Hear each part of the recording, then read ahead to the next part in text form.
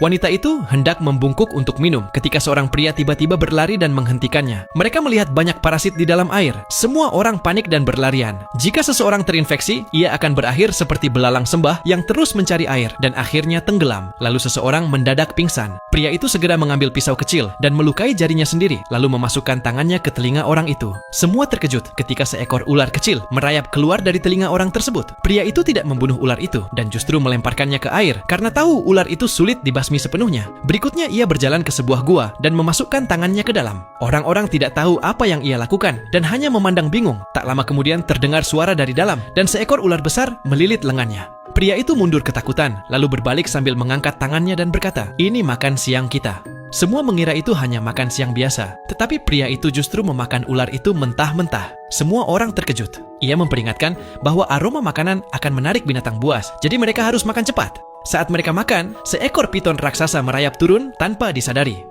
Dalam sekejap, ular itu menggigit seorang anak. Wanita itu dan pria gempal bereaksi paling cepat dan menarik sang anak sekuat tenaga. Yang lain terlalu takut untuk membantu. Ketika keduanya hampir kehabisan tenaga, pria itu menusuk piton tersebut dengan batang kayu tebal. Ular itu membuka mulutnya karena kesakitan dan anak itu berhasil diselamatkan. Semua bersiap untuk pergi, tetapi pria yang berdandan seperti zombie tidak bergerak. Tiba-tiba sesuatu merayap masuk ke lehernya. Tengah malam, pria itu bertingkah seperti kerasukan dan diam-diam pergi ke arah air. Sepupunya yang lebih tua terbangun dan menyadari ia hilang. Ia memberanikan diri mencarinya. Dari jauh ia melihat pria itu berdiri mematung. Ia mendekat dan menanyakan apa yang ia lakukan sendirian. Sang sepupu memperingatkan bahwa tempat itu berbahaya, tetapi pria itu tidak mendengarkan. Ia mendorong sepupunya dan berjalan masuk ke air, lalu menyelam dan minum dengan rakus. Sepupunya menariknya keluar, tetapi pria itu menggigit tangannya dengan keras. Setelah minum darah, kesadarannya perlahan kembali. Ia teringat apa yang dikatakan pria itu sebelumnya dan menyadari ia telah terinfeksi, tetapi sudah terlambat. Seekor piton raksasa berenang mendekat. Sepupunya berteriak memintanya keluar, tetapi ia hanya diam.